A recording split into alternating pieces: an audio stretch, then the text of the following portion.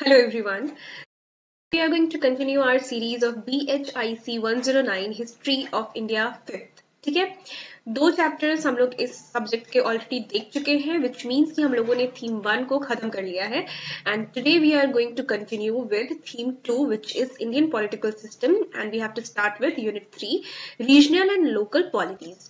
Okay, so this is the themes cover page and this is the content of the unit 3 and here are the keywords. ठीक है, तो हम लोग keywords से इसलिए start करते हैं ताकि हम लोगों को आगे आने वाले जो कुछ भी words हैं उनका हम लोगों को idea रहे कि हम लोगों को आगे actually पढ़ना क्या है. ठीक है, और हम लोग confuse ना हो. First keyword is शरवानीज, a Pashtun tribe of Afghanistan. ठीक है, तो शरवानीज लोग कौन है? ये एक बेसिकली पश्तून ट्राइब है. ठीक है, जो कि अफगानिस्तान में रहती है. नाउ लोहानीज और नोहानीज एंड अफगान ट्राइब, ये भी एक अफगान ट्राइब है. शारवानीज, लोहानीज, नोहानीज. ठीक है, ये सारे एक तरह से अफगानिस्तानी ट्राइब है. तो इनकी जो खासियत है वो देखते हैं लोहानीज की, कि they were prominent in the region of Bihar. ठीक है, ये एक अफगान ट्राइब है जो कि बिहार के रीजन में प्रोमिनेंट हुआ करती थी. दायरा Khan नोआनी was their most prominent leader who rebelled against Ibrahim Lodi and declared himself independent and assumed that title of Sultan Mohammad. ठीक है, तो दायरा खान नोहानी जो था एक प्रोमिनेंट लीडर है इस ट्राइब का, जिसने इब्राहिम लोदी जो कि दिल्ली का राजा था उसके खिलाफ अपने आप को रेबेल करवाते हुए खुद को ही सुल्तान मोहम्मद घोषित कर दिया था. ठीक है, फार्मूलीज, अ पश्तून ट्राइब ऑफ अफगानिस्तान, ये भी एक पश्तून ट्राइब है ऑफ अफगानिस्तान.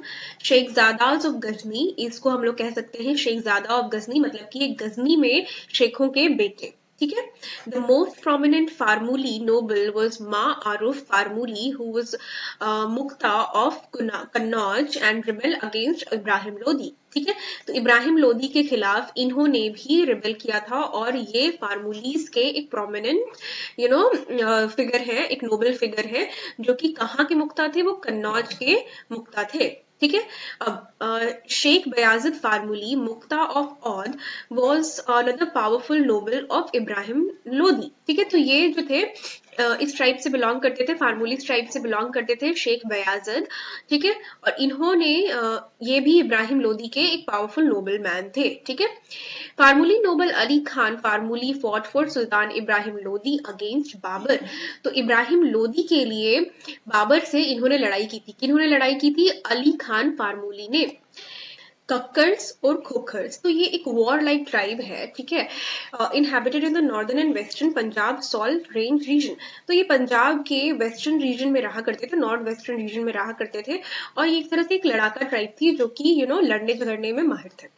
और नयाजीज जो थे वो एक पर्सन ट्राइब थे, और लोदी नोबल लैंगर नयाजी, इसके मतलब कि एक नोबल थे लैंगर खान, जिन्होंने बाबर की हेल्प की थी इन बैटल ऑफ पानीपत. ठीक है, तो भी अभी हम लोगों ने कीवर्ड्स में क्या देखा है? हम लोगों ने अफगान ट्राइब्स को देखा है जो कि स्पेसिफिकली पश्तून ट्राइब्स हैं, और ये क्या है कि कुछ लोगों ने बाबर की साइड ली है, कुछ लोगों ने इब्राहिम लोदी से रेबेल किया है, कुछ लोगों ने इब्राहिम लोदी का साथ दिया है. ठीक है, तो हम लोग स्टार्ट करते हैं इंट्रोडक्शन से.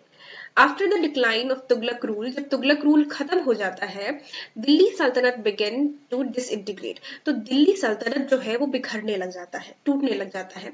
तैमूर's invasion in 1398 exposed its fragility and the Sayyid and the Lodi rulers could not control rebellions. ठीक है, तो जैसे ही जब दिल्ली सल्तनत तुगलक रूल खत्म होता है, तो जो दिल्ली सल्तनत है वो आपस में टूटने लग जाता है.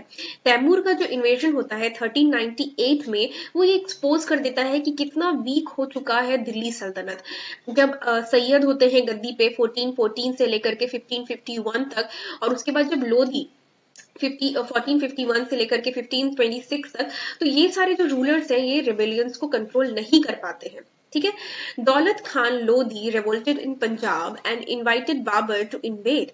ठीक है, while other Afghan nobles like Alauddin Khan Lodi and Farmulis also turned against Sultan Ibrahim Lodi. ठीक है, तो दौलत खान जो पंजाब का एक तरह से गवर्नर है, वो क्या करता है कि वो बाबर को बुलाता है कि आप आओ इन्वेड करो. किसको इन्वेड करो? भारत को इन्वेड करो, जिसका राजा उस समय कौन हुआ करता था? वो था सुल्तान इब्राहिम लोदी. ठीक है।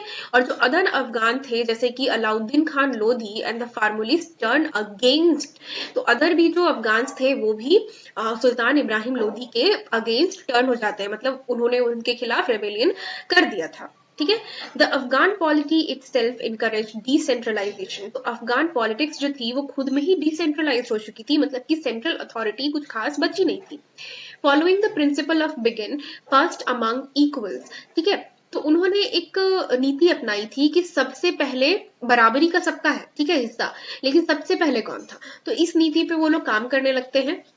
As Abbas Khan Sarwani notes, nobles considered the kingdom a collective possession. ठीक है, तो अब्बास खान एक चीज को नोट करते हैं। अब्बास खान सारवानी कौन है? सारवानी हम लोगों ने अभी पढ़ा ना कि ये एक पश्तून ट्राइब है, तो उसी ट्राइब के ये एक इंसान है अब्बास खान सारवानी, जो कि कहते हैं कि जो राज्य है वो किसी एक इंसान का नहीं है, वो कलेक्टिवली एक पोजीशन है, बहुत सारे लोग मिल करके उस राज्य का पोजीशन रख सकते हैं। ठीक है। Sikandar Lodhi tried to centralize, but nobles continued to create jagirs and zamindar independently, functioning as semi-autonomous lords. ठीक है, देखो तो सिकंदर लोधी जो है वो ट्राई करते हैं कि सारी चीजों को सेंट्रलाइज रखा जाए, लेकिन जो नोबल्स है वो अपनी अपनी जागीर, अपनी जमीनें अपने हिसाब से चलाना शुरू कर देते हैं। ठीक है। Now favoured clans such as Lodhi, Sarwanis, Lohanis and Farmulis dominated, while others like सूर, कक्कर्स एंड नयाजीज वर मार्जिनलाइज्ड। ठीक है, जो फेवर्ड क्लैंस थे जिनके पास अथॉरिटीज थी, पावर्स थी, तो इन सारे लोगों को, लोधी, सारवानी, लोहानी, इन सारे लोगों को अच्छी जमीनें मिलती हैं, अच्छा पैसा मिलता है, तो इन लोगों को फेवरिज्म मिलता है, लेकिन जो बाकी सारे अफगान ट्राइब से जैसे नयाजी, कक्कर, सूर, तो ये सारे मार्जिनलाइज हो जाते हैं, मतलब दब जाते हैं। ऑल दो क्या होता है कि ठीक है अफगान के पास पावर्स थी, लेकिन जो लोधी डायनेस्टी थी कि उन लोगों ने राजपूत और नॉन मुस्लिम्स को भी अपॉइंट किया था। On the eve of Babar's invasion, जब बाबर इन्वेड करता है सब कॉन्टिनेंट को, दस witnessed fragmented regional powers setting the stage for new political formation. ठीक है, तो सब कॉन्टिनेंट जो है वो ऑलरेडी फ्रैगमेंट में, रीजन्स में बटा हुआ था, उसने एक नए पॉलिटिकल फॉर्मेशन को होते हुए देखा जब बाबर हमारे सब कॉन्टिनेंट को इन्वेड करता है तब। ठीक है। Political formations on the eve of Babar's invasion, क्या पॉलिटिकल फॉर्मेशंस होती हैं जब बाबर का इन्वेजन भारत पे होता है? तो जब भारत पे बाबर का इन्वेजन होता है तो Indian polity was completely fragmented, मतलब कि टुकड़ों में विभाजित थी। ठीक है। अब तो ईश्वरी प्रसाद के हिसाब से India was a congeries of states at the opening of the 16th century and likely to be easy prey for of an invader who had the strength and will to attempt her conquest। ठीक है, देखो India जो था वो already 16th century में एकदम jumble हो चुका था, मतलब कि छोटे छोटे स्टेट्स, यहाँ वहां कोई भी सेंट्रलाइज्ड पावर नहीं, तो इसके हिसाब से 16th सेंचुरी में अगर कोई भी इंसान चाहे, उसको मन है और अटेम्प्ट करना भी वो चाहे, तो इंडिया जो है वो बहुत इजी प्रे था इन्वेडर्स के लिए, मतलब आसानी से कोई भी इसको जीत सकता था। ठीक है। Principalities around Delhi and Agra, principalities मतलब क्या लोकेलिटीज हुआ करती थी around Delhi and Agra. Around Delhi and Agra, numerous Afghan chieftains like Lohanis, Farmulis, Sarwanis and Lodhis held jagirs and acted almost independently of the Sultan। ठीक है, तो दिल्ली और आगरा के इलाकों में फार्मूलीज, सारवानीज, लोधीज, ये सारे जो लोग थे अपनी जागीर्स को इंडिपेंडेंटली अपने हिसाब से चला रहे थे। Each powerful noble commanded large armies, हर पावरफुल नोबल लाइक ये सारे जो नोबल्स है, फार्मूलीज, सारवानीज, लोधीज, ये सारे जो लोग हैं एक लार्ज आर्मी को कमांड कर रहे थे। एलिफेंट्स थी इनके पास और बहुत सारा दौलत भी था। After Sikandar Lodhi's death in 1517 rivalries depend, तो जब सिकंदर लोधी की डेथ हो जाती है 1517 में, तो जो राइवलरी है वो और ज्यादा बढ़ जाती है, दुश्मनी और ज्यादा आपस में बढ़ जाती है। Ibrahim Lodi's high-handedness, including imprisoning or dismissing nobles such as Azam Humayun Sharwani and Islam Khan, alienated the Afghan elite। ठीक है, तो जब इब्राहिम राजा बनते हैं, इब्राहिम सुल्तान बनते हैं, तो वो हाई हैंडेडली सबको हैंडल करते हैं, मतलब कि टाइट तरीके से सब कुछ हैंडल करते हैं। कुछ नोबल्स को जेल में डलवा देते हैं, कुछ को डिसमिस कर देते हैं, जैसे कि इन्होंने आजम को और इस्लाम को डिसमिस किया, इनको प्रिजन में डाला। ठीक है, तो इसकी वजह से अफगान एलिट्स जो है वो और भड़क जाते हैं। Instead of conciliating them, Ibrahim executed or humiliated several chiefs। ठीक है, तो अब तो बात बिगड़ चुकी थी। बात बिगड़ जाने के बाद भी इब्राहिम ने ये कोशिश नहीं की कि अफगान्स को थोड़ा सा प्लीज किया जाए, खुश किया जाए। उन्होंने क्या किया कि ह्यूमिलिएशन और एग्जीक्यूशन स्टार्ट करवा दिया किनका, अफगान चीफ्स का, ठीक है, कॉजिंग वाइड स्प्रेड रेजेंटमेंट। अब इसकी वजह से क्या होता है कि अफगान और भड़क जाते हैं। Many nobles like Farmulis and Shaikh Husain of Saran and Champaran deserted him and joined the Rajput, ठीक है। तो क्या होता है कि बहुत सारे जो नोबल्स हैं, जो फार्मूलीज और शेख हुसैन जैसे नोबल्स हैं, वो क्या करते हैं कि वो लोधी को छोड़ करके राजपूत के साथ जाकर के मिल जाते हैं। This lack of unity and the Sultan's authoritarian attitude left the central Sultanate weak and vulnerable, paving the way for Babur's conquest, ठीक है। तो उस टाइम का जो सिनेरियो था वो बेसिकली ये था कि सिकंदर लोदी की डेथ हो चुकी थी, इब्राहिम लोदी जो था वो राजा बन चुका था, और इब्राहिम लोदी के जो उनका जो पॉलिटिक्स था वो अच्छा नहीं चल रहा था। वो अपने ही नोबल्स को नाराज कर रहे थे। कैसे नाराज कर रहे थे? उनको जेल में डाल रहे थे, उनको मार रहे थे, उनको ह्यूमिलिएट कर रहे थे, उनको डिसमिस कर रहे थे। तो इन सारी चीजों की वजह से चीजें जो थी वो ऑलरेडी खराब थी। और कुछ जो नोबल्स थे, जो इब्राहिम लोदी के नोबल्स थे, वो क्या करते हैं, वो जाकर के राजपूत से मिल जाते हैं। तो बाबर के आने के टाइम पे, बाबर के कॉन्क्वेस्ट के टाइम पे जो दिल्ली सल्तनत थी वो ऑलरेडी बहुत कमजोर थी, वल्नरेबल थी, और आराम से बाबर इसको जीत सकता था, ठीक है। ओके, तो हम लोग बेसिकली ये देख रहे हैं जहां पे हम लोग ये समझेंगे कि बाबर ने जब इन्वेजन किया तो उस समय पे क्या पॉलिटिकल फॉर्मेशन थी भारत की। तो हम लोगों ने principalities around Delhi and Agra देख लिया कि वहां पे क्या चल रहा था। अब हम लोग देखते हैं कि नॉर्थ वेस्ट इंडिया में क्या चल रहा था। तो नॉर्थ वेस्ट इंडिया में क्या है कि जो दौलत खान लोधी है वो अपनी पावर की पीक पे था, ठीक है। वो भले ही वर्चुअली मतलब देखा जाए तो वो दिल्ली सल्तनत के अंदर आता था, सिकंदर लोधी, इब्राहिम लोधी उसके सुल्तान थे, लेकिन ऐसा नहीं था एक्चुअली में। वो एक्चुअली इंडिपेंडेंटली ही एक तरह से पंजाब को रूल कर रहा था। कहां से रूल कर रहा था? लाहौर से रूल कर रहा था, ठीक है। अगर आप अभी इंडिया का मैप देखोगे तो इधर कहीं आपको थोड़ा सा पंजाब देखने को मिलता है, ठीक है। लेकिन इन रियलिटी जो पंजाब वाला प्रोविंस था पहले वो बहुत बड़ा हुआ करता था। कैसे बड़ा हुआ करता था? कुछ आप ये पाकिस्तान वाला एरिया मिला दो तो बहुत बड़ा पंजाब देखने को मिलता था। और यहाँ कहीं लाहौर से बैठा बैठा ये पूरे पंजाब को रूल किया कर रहा था, ठीक है।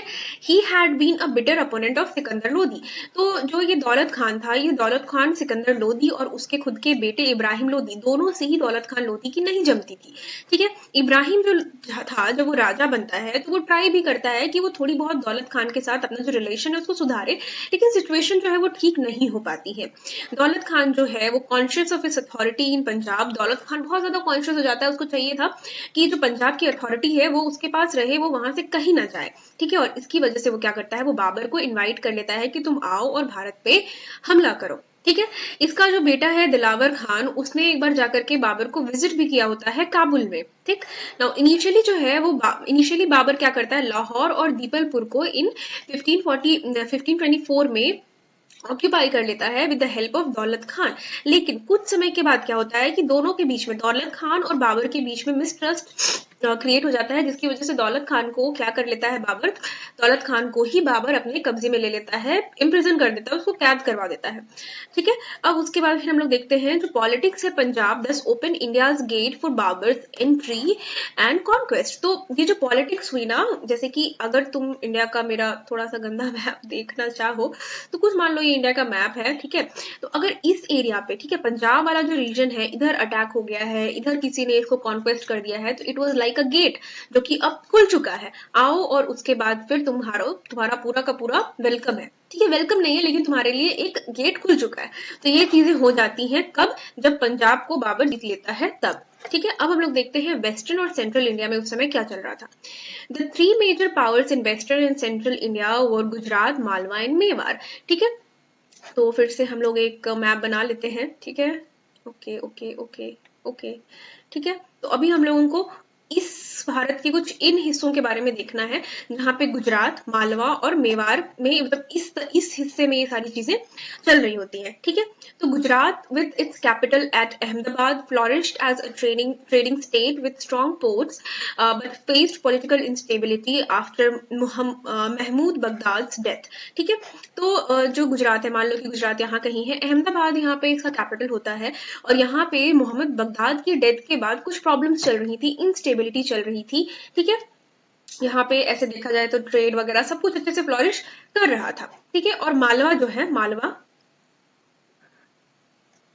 मालवा का जो ये रीजन है ये located strategically in the centre of India, ठीक है। तो स्ट्रेटेजिकली ये सेंटर में था, was rich in elephants and agriculture but had became a cockpit of struggle between Gujarat and Mewar, ठीक है। तो मेवाड़ का ये जो राजपूतों का एरिया था ये इधर का था, ठीक है। तो ये क्या होता है कि मालवा जो है वो एक स्ट्रगल एरिया बन जाता है बिटवीन दीज टू पावर्स, ये दोनों इसके लिए लड़ाई कर रहे थे। ऐसे देखा जाए तो सेंट्रल इंडिया में क्या देखने को मिल रहा था, एग्रीकल्चर बहुत अच्छा था, इसके अलावा यहाँ पे एलिफेंट्स भी बहुत ज्यादा थी।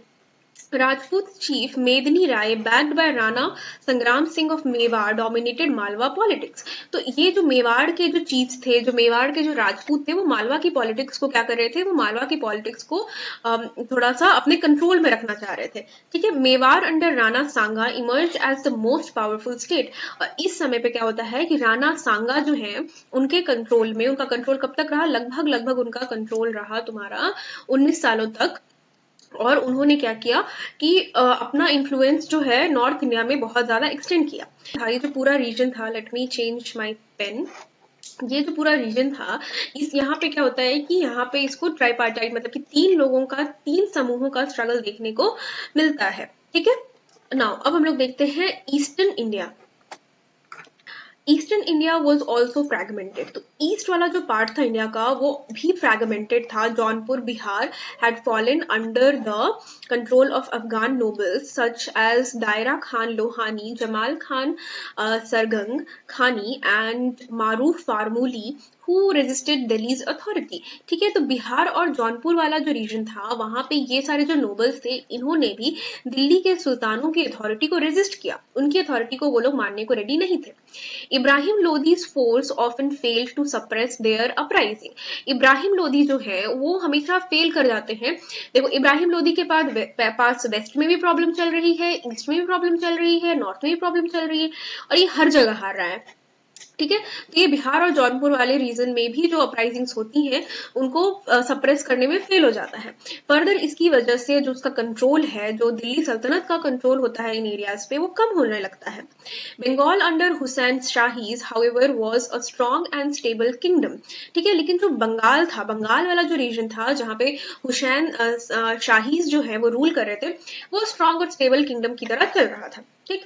अलाउद्दीन हुसैन शाह 1493 से लेकर के 1519 and his successor Nusrat Shah, इनका टाइमलाइन ये रहा, expanded Bengal frontiers into Tirhut, Monghyr and Hajipur. तो इन्होंने अपना जो किंगडम था वो एक्सपैंड भी किया।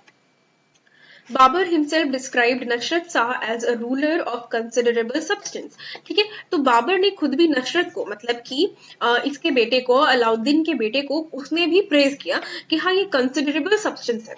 Now for Ibrahim Lodi Bengal's expansion was alarming. Bengal का जो एक्सपेंशन था इब्राहिम लोदी के लिए वो अलार्मिंग था, क्योंकि वो अपना किंगडम बहुत अच्छे से चला रहे थे, किंगडम को एक्सपैंड कर रहे थे, ठीक है। एज इट थ्रेटेंड बिहार, और बिहार के जस्ट बगल में बंगाल है, तो उससे क्या होगा कि इससे बिहार को खतरा है कि कहीं वो लोग बिहार को भी ना कब्जा ले, हड़प ले। Thus, while Bengal remained powerful and independent, the Afghan chiefs of Jaunpur and Bihar added to the atmosphere of rebellion and disunity. एक तो बंगाल के जो ये शाह थे, ये ऑलरेडी इब्राहिम लोदी को ट्रबल क्रिएट करे थे कि कहीं इन्होंने अपना पावर और एक्सटेंड कर लिया, बढ़ा लिया, तो मेरा क्या होगा, ऐसा वो लोग सोच रहे थे। और साथ ही साथ जो उसके अंडर का एरिया है, बिहार वाला जो रीजन है, वहां के अफगान चीफ्स भी दिल्ली सल्तनत के बादशाह की बात नहीं मान रहे थे, रिबेल कर रहे थे, ठीक है। तो ये कुछ मैप है जो हम लोग देख सकते हैं, ठीक है। ये पूरा अफगान एम्पायर है जिसमें दिल्ली सल्तनत के राजा राज किया करते थे, ठीक है। अब यहाँ पे राजपूताना है, ठीक है। देखो इधर गुजरात वाला एरिया है, ठीक, इधर ही आपको, मतलब इस एरिया में यहाँ आपको मिल जाएगा वो जो ट्राइपार्टाइट स्ट्रगल के बारे में हम लोगों ने पढ़ा ना, वो इधर ही होगा, ठीक है। मालवा, मेवाड़ और गुजरात, ठीक है, वो इधर यहाँ पे हो रहा है, ठीक है ना। और ये देखो ये बंगाल वाला एरिया है जहाँ पे शाह जो है वो राज कर रहे थे और अपना जो एरिया है वो एक्सटेंड कर रहे थे, ठीक है। अभी हम लोगों ने जो कुछ भी पढ़ा है, हम लोगों ने सबसे पहले क्या पढ़ा कि principalities around India and Agra, ठीक है। तो इंडिया एंड आगरा में हम लोगों ने देखा कि किस तरह से यहाँ के जो नोबल्स थे वही दिल्ली सल्तनत के सुल्तान को झड़प दे रहे थे, ठीक है। फिर हम लोगों ने ये ट्राइपार्टाइट स्ट्रगल वाला देखा, ठीक। उसके बाद फिर हम लोगों ने ये बिहार वाला जो रीजन था कि जो शाहज है वो क्या कर रहे हैं वो देखा, ठीक है। चलो अब हम लोग थोड़ा आगे बढ़ते हैं। डेक्कन एंड साउथ, देखो दक्कन और साउथ, मालवा में इधर इसको भी इंक्लूड कर लो, ठीक है। देखो इधर इसके नीचे जब हम लोग आ जाते हैं तो इधर क्या हो गया, इधर दक्कन और साउथ वाला रीजन हो गया, ठीक है। Let me take a different colour pen. तो ये वाला जो रीजन है, ये वाला ये हम लोग जब इधर आ जाते हैं तो क्या हो जाता है कि ये दक्कन और साउथ वाला रीजन है। अभी हम लोग इसके बारे में देखते हैं। साउथ में जो विजयनगर एम्पायर है, ठीक है, विजयनगर एम्पायर इधर है। विजयनगर जो एम्पायर है अंडर कृष्णदेव राय लगभग 20 सालों तक इनका राज रहता है। Was at the height of its power, तो इस समय पे एकदम अपने पावर के पीक पे थे। बाबर जो है वो एडमायर करता है इसकी वास्ट टेरिटरीज को एंड स्ट्रॉन्ग आर्मीज को, ठीक है, calling its ruler the most powerful among the pagans, ठीक है। तो इनको पगनास में सबसे ज्यादा पावरफुल कहता है किसको, विजयनगर के राजा कृष्णदेव राय को। Vijayanagara acted as unifying Hindu power in south, ठीक है। तो विजयनगर जो था वो एक यूनिफाइंग पावर की तरह देखा जा रहा था, हिंदू पावर की तरह देखा जा रहा था साउथ में। इन कॉन्ट्रास्ट द, ठीक है। तो साउथ में हम लोगों ने क्या देखा कि एक विजयनगर एम्पायर है जो कि एक स्ट्रॉन्ग होल्ड दिखा रहा है और यूनिफाई कर रहा है और हिंदू पावर को दिखा रहा है। वहीं पे इसके कॉन्ट्रास्ट में जो बहामनी किंगडम है वो टूट के बिखर चुका है और इसके 5 सक्सेसर स्टेट्स आ चुके हैं। मतलब मान लो कि इतना बड़ा सा कोई बहामनी किंगडम था, अब ये टूट करके 5 इसके अलग अलग राजा हो गए हैं, ठीक है। तो अब हम लोग देखते हैं कौन कौन से ये 5 सक्सेसर स्टेट्स हुए। The Nizam Shahis of Ahmadnagar, Nizam Shahi of Ahmadnagar, Adil Shahis of Bijapur, Qutb Shahis of Golconda, Barid Shahis of Bidar and Imad Shahi of Berar, ठीक है। तो ये 5 जो है सक्सेसर निकल करके आते हैं, जिसमें से आपने बीजापुर, गोलकोंडा, अहमदनगर इनका नाम तो जरूर सुना होगा, ठीक है। अब ये जो स्टेट्स हैं ये ऑफन राइवल्ड ईच अदर, और ये जो स्टेट्स हैं ये अक्सर आपस में लड़ते रहते हैं बट रिमेन सिग्निफिकेंट पावर, लेकिन ये एक सिग्निफिकेंट पावर रहते हैं। Kandesh under the Faruqis was relatively weak after the death of Adil Shah Farooqui. तो कांदेश का जो एरिया था जो कि आदिल खान फारूकी जहां रूल किया करते थे वो थोड़ा सा बिखर जाता है after the death of Adil Khan Faruqi. Thus South was strong under Vijayanagar but fragmented in the Deccan, completing the picture of a divided Indian polity, ठीक है। तो विजय साउथ वाला जो ये एरिया है, जैसे ये साउथ वाला जो मैंने एरिया दिखाया आपको, इसमें विजयनगर एम्पायर जो है, ये जो एम्पायर है ये एक यूनिफाइंग हिंदू पावर दिखा रहा है। लेकिन ये जो एरिया है जहां पर अलग अलग शाह रूल किया करते थे वो अब एक तो 5 भागों में डिवाइड हो गया है।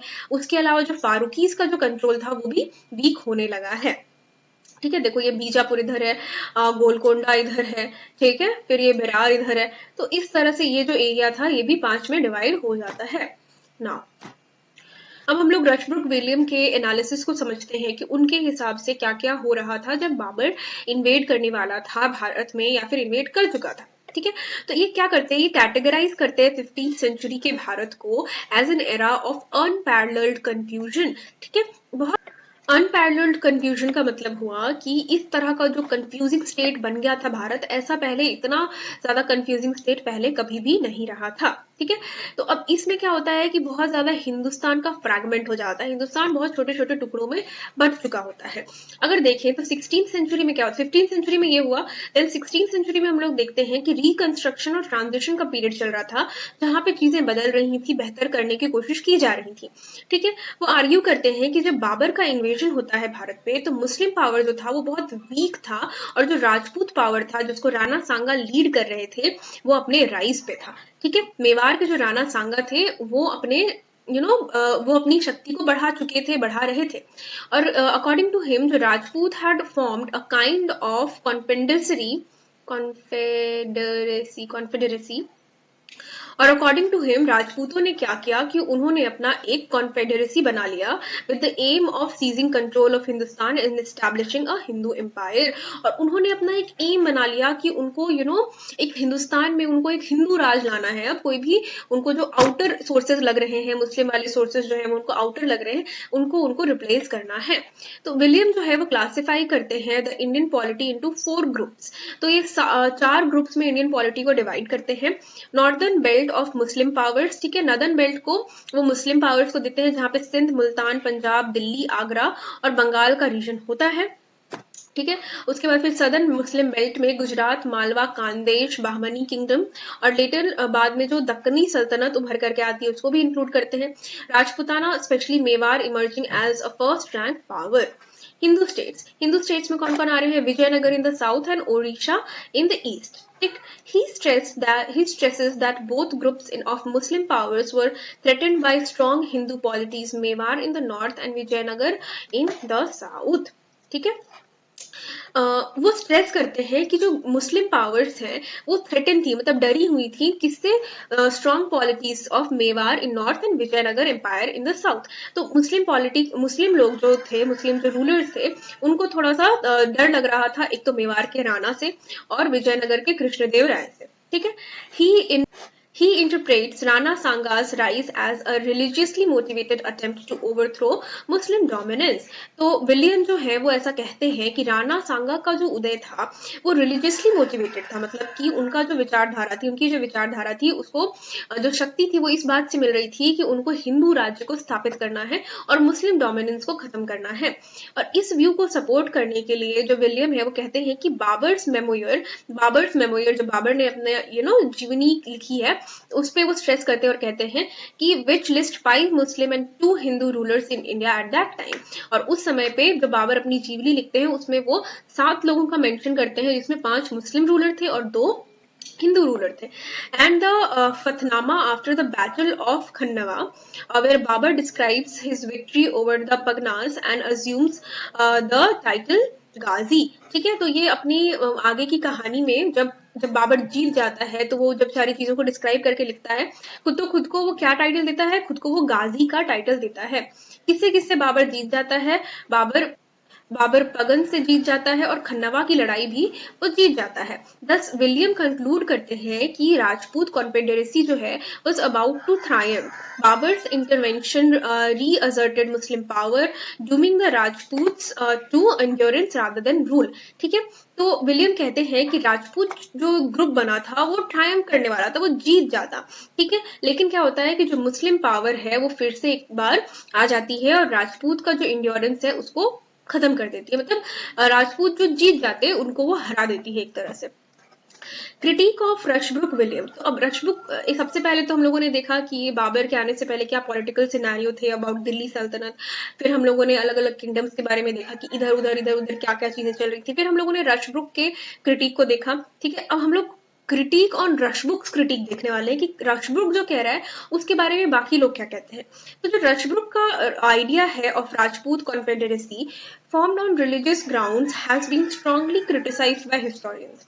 तो रशब्रुक का जो कहना है कि जो राजपूत ग्रुप फॉर्म हुआ वो रिलीजियस ग्राउंड्स पे हुआ, इसको बहुत सारे हिस्टोरियंस खारिज करते हैं या फिर उस चीज को क्रिटिसाइज करते हैं और कहते हैं कि जो बाबर है in his memoir merely listed existing powers in India and never suggested that they were united by religion. ठीक है। तो वो लोग कहते हैं कि बाबर ने अपनी जीवनी में बहुत थोड़ी कभी बात की होगी तो की होगी about the existing power in India. जो इंडिया में पावर्स ऑलरेडी थी उसकी बात उसने बहुत कम की है और ये तो उसने कभी भी नहीं कहा है कि इंडिया जो है वो एक रिलीजन से कभी भी यूनिफाई रहा। In fact, Babur noted that many Hindu rulers were obedient to Islamic authority. Even Babar जो है वो नोट करता है कि बहुत सारे जो हिंदू रूलर्स थे वो इस्लामिक रूल के लिए लॉयल थे। ठीक है। The so called Rajput confederacy and Khanwa was not exclusively Hindu. Several Muslims and Afghan chiefs such as Hassan Khan Mewati and Muhammad Khan Lodi actively supported Rana Sanga. ठीक है। तो ये जो कॉन्फेडरेसी बनाई गई है, जो ग्रुप बनाया गया है राजपूत का और जिसको रशब्रुक कह रहे हैं कि यहाँ पे खन्नवा में ये चीज बनी वगैरह वगैरह, ये एक तरह से पूरा हिंदू ग्रुप था, तो ऐसा नहीं है। इसमें बहुत सारे मुस्लिम और अफगान चीफ्स भी थे, जैसे कि यहाँ पे कुछ नाम दिए गए हैं और ये लोग क्या कर रहे थे, ये राणा सांगा को एक्टिवली सपोर्ट कर रहे। According to Waqiate Mushtaqi, it was Hasan Khan who organized the coalition proclaiming Mahmud Lodi, son of Sikandar Lodi, as Sultan of Delhi, not Rana Sanga. ठीक है। उसके बाद हम लोगों को पता चलता है कि हम लोगों को वाइकते मुश्ताकी से पता चलता है कि हसन खान जो कि इस राजपूत ग्रुप का पार्ट था वो ऑर्गेनाइज करता है और सिकंदर लोदी के बेटे मोहम्मद लोदी को दिल्ली का सुल्तान बनाता है। राणा सांगा को कोई भी दिल्ली का सुल्तान नहीं बनाता है। ठीक है, this shows the political not religious basis of the alliance. ये क्या शो करता है कि ये पॉलिटिकल बेसिस को शो करता है, कोई भी रिलीजियस बेसिस को शो नहीं करता है। While Rana Sanga's power was indeed formidable, Babur considered the Afghan his primary enemies, a view later shared by Humayun, who struggled mainly against Afghan rivals like Sher Shah. ठीक है, तो जो राणा सांगा थे उनका जो एग्जिस्टेंस था, उनका जो पावर था, दो वो बहुत अच्छा बड़ा उसके पीक पे था, लेकिन जो बाबर था, बाबर क्या करता है, वो अफगान को ही अपने राइवल के तौर पे देखता है, जिसको बाद में हम लोगों को हुमायूं के द्वारा कंफर्मेशन भी मिलता है, क्योंकि वो अपनी लाइफ में स्ट्रगल करता है मेनली अफगान राइवल्स की वजह से, लाइक शेरशाह सूरी। ठीक है, दस जो विलियम का जो आर्ग्यूमेंट है कि जो राजपूत ग्रुप्स थे वो रिलीजियसली मोटिवेटेड थे, इसको एक तरह से हिस्टोरिकल एग्जैजरेशन कहा जा सकता है। ठीक है, now we have a lot of questions here, so what we are going to do, that I am going to pause for 10 to 15 seconds on each slide. If you people feel free to pause, like if you people feel like pausing the video and writing it down, it's up to you guys, or otherwise you can take the screenshot. ठीक है, तो अभी तक हम लोगों ने बहुत सारे टॉपिक्स को कवर किया है, बहुत ज्यादा कुछ था भी नहीं इसमें, और छोटी सी बात थी कि क्या होता है जब बाबर भारत आने वाला होता है, तो उसमें अलग अलग सिनेरियोस को हम लोगों ने समझने की कोशिश की है। तो ठीक है, चैप्टर अच्छे से खत्म हो चुका है। आप लोग क्या करो, लिखना है, स्क्रीनशॉट लेना है, अप टू यू। ठीक है, अब मैं तो यही कहूंगी कि पॉज करके लिख लो, आपको हैबिट होगी लिखने की। इसके अलावा क्या होगा कि आपको हमेशा अपने इग्नू के एग्जाम में ना पेपर कम से कम भर के आना चाहिए। पेपर भर के आने से मेरा मतलब ये है कि ऐसा नहीं कि कुछ भी लिख करके भर दो, थोड़ी बहुत तो, क्योंकि इन चैप्टर्स में आपको लॉजिक तो आपको देना पड़ेगा कि एक्चुअली क्या हुआ। तो पढ़ लो, लिख लो, अच्छे से मार्क्स आ जाएंगे। बहुत ज्यादा कोई मुश्किल नहीं है आपको 75 या 80% लाना इन हिस्ट्री ऑल्सो, अगर आप फैक्ट्स के साथ चीजों को लिखते हो तो। ओके, तो ठीक है, मन नहीं हो लिखने का, स्क्रीनशॉट ले लेना या फिर इसी वीडियो को दोबारा से देख लेना। Now apart from these subjects, if you guys want me to present any other explanatory video of any other subject, feel free to comment down below. And I do make videos about other historical facts and stories, तो सब कुछ description box में मिलेगा, मन हो तो check कर लेना। So bye bye, all the best for all of your examinations.